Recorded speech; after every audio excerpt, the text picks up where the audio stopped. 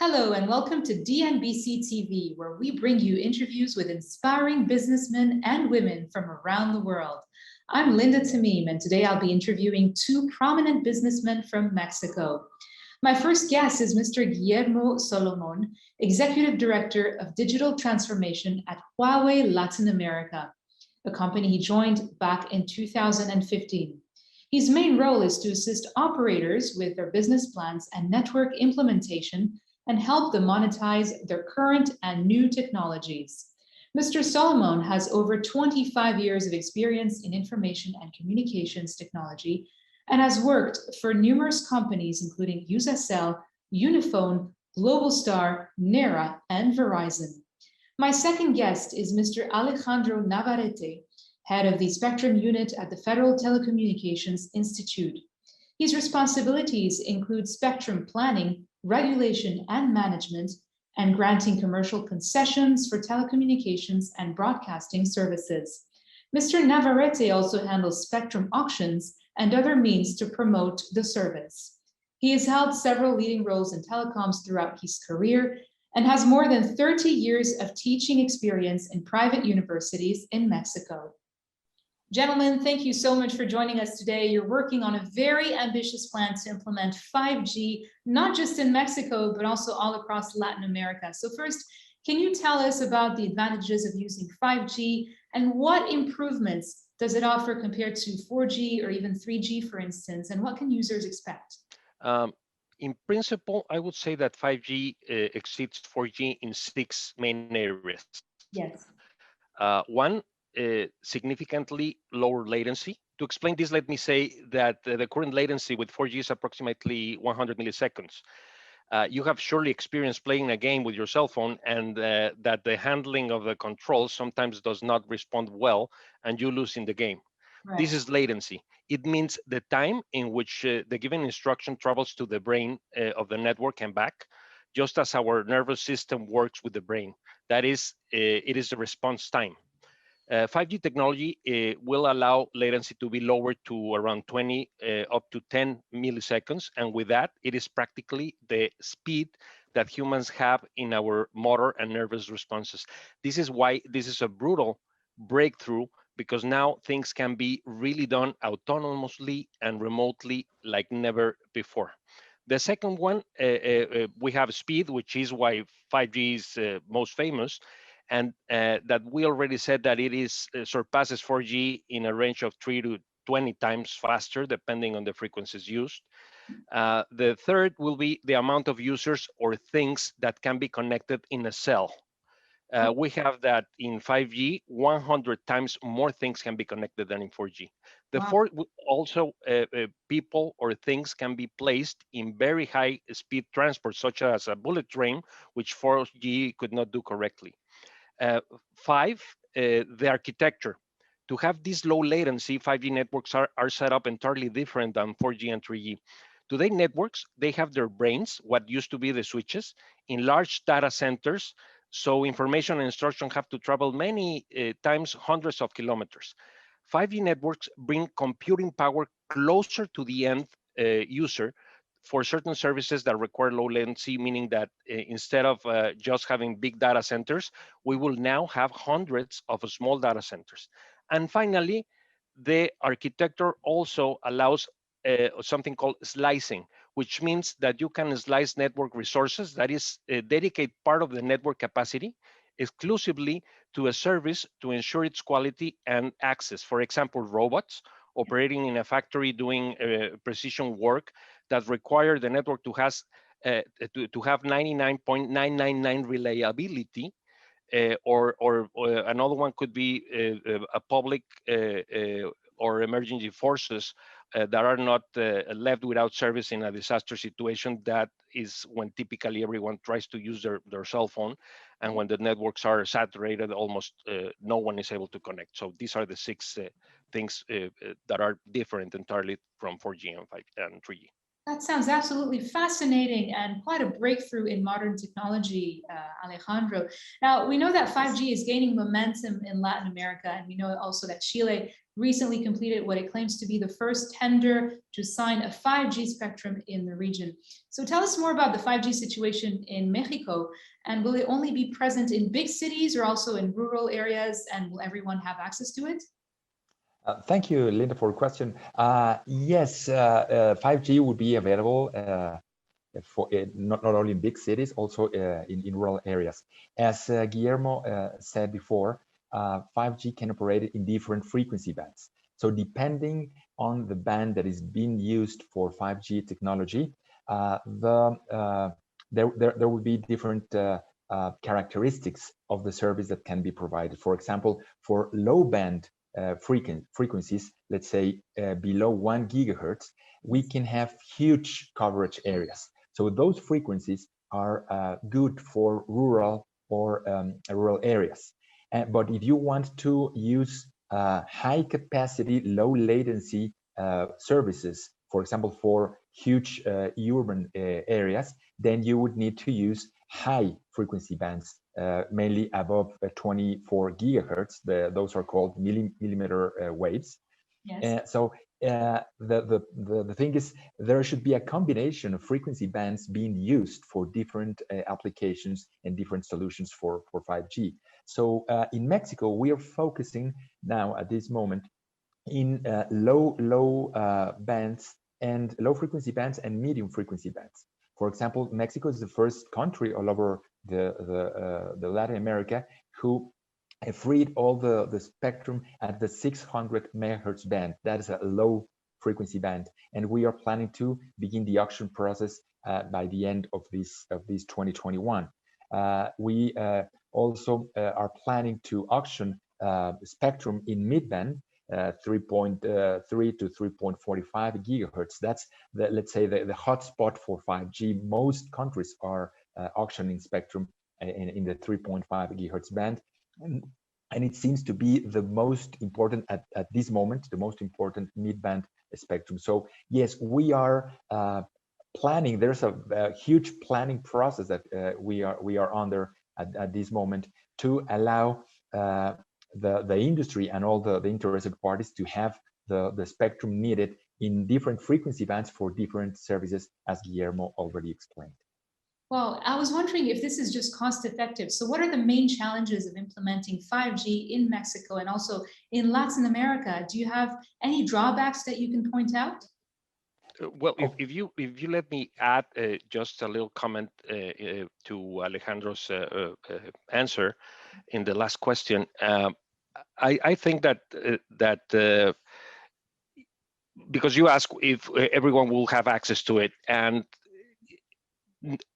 in big cities, the question is whether people will, with fewer resources, are going to have access to 5G, right?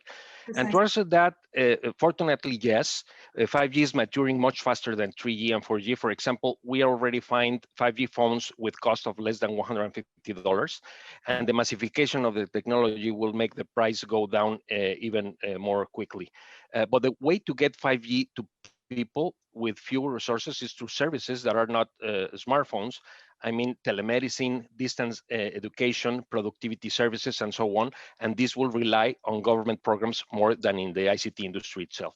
And does the government have those? And now, just sorry to jump in, but does the government have those funds? Alejandro. Okay, that's a very good question. So when you said about the challenges, yes, there are different challenges, and one of them is spectrum availability. So governments and regulators have to work very hard in planning to put a spectrum on the market on a timely basis with enough amount of spectrum on different frequency bands for the different industries to be ready to do that. So that's one challenge. An additional challenge is how is all this huge amount of traffic that is being generated by the 5G technology is going to go through the network. So another big challenge is to build fiber optic networks with enough capacity to take care of all the traffic that is going to be generated. And another challenge that is associated with that is municipalities. They have particular regulations. So, for example, only in Mexico, and I think this applies to all Latin America. Different municipalities, they have specific regulations in order to allow the construction of telecommunications networks. So it's really a problem many times for operators to deal with different regulations, with one municipality asking for something, or some rules or some requirements, and another municipality asking for something completely different. So that's a huge challenge that should be put there. Another challenge, as Guillermo said, and we said before, for higher bands, you would need many tens of thousands of little cells to be deployed. Yes. So that's another big challenge to deploy for millimeter waves, this huge amount of small cells.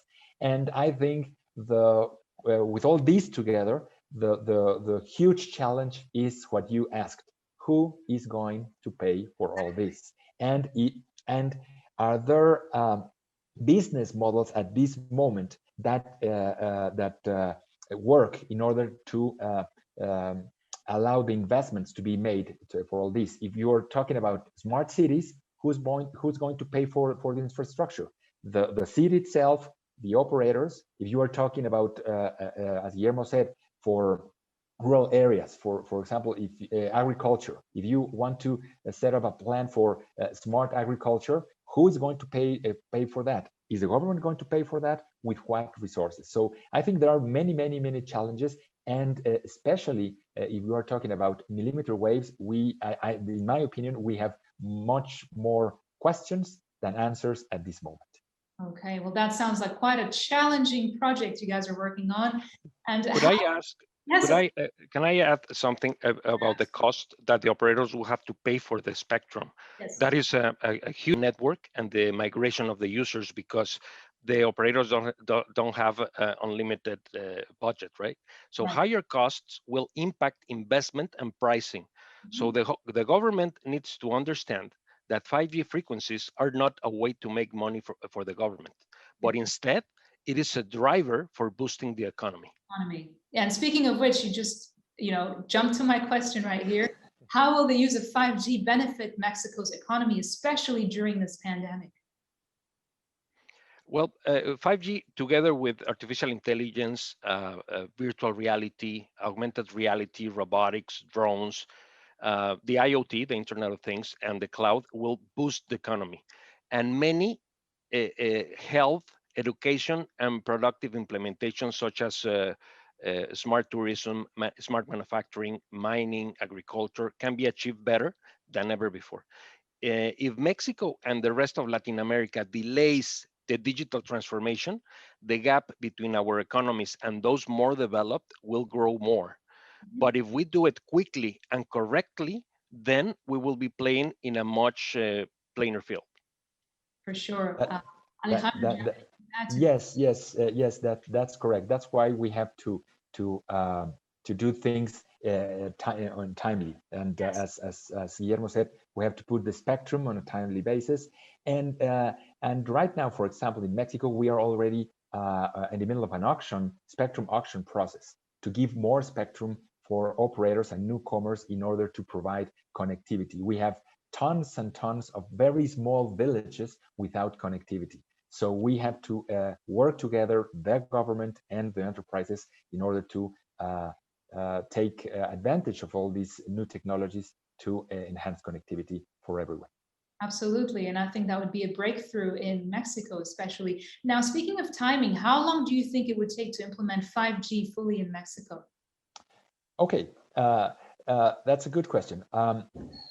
We in Mexico are technology neutral. That is, when we assign a license for spectrum usage, we don't say, okay, you have to use this spectrum with this technology.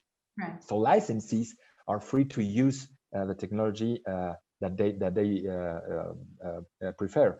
So at this moment, for example, we already assigned some frequency bands at 3.5 gigahertz that could be used for fixed wireless access using 5G technology. So it's my belief that between 2022 and 2023, we are going to see the first deployments of commercial 5G services in Mexico. Well, that sounds absolutely amazing. It was a pleasure for me to learn more about the implementation of 5G in Mexico and in Latin America in general. It's quite an interesting project. So Mr. Guillermo Solomon and Alejandro Navarrete, thank you so much for being with us today and telling us all about it. And best of luck with this very ambitious project. Thank you, Linda. My pleasure. Thank you so much for the invitation. And thank you, Alejandro. Thank you, Guillermo. My pleasure. Bye-bye.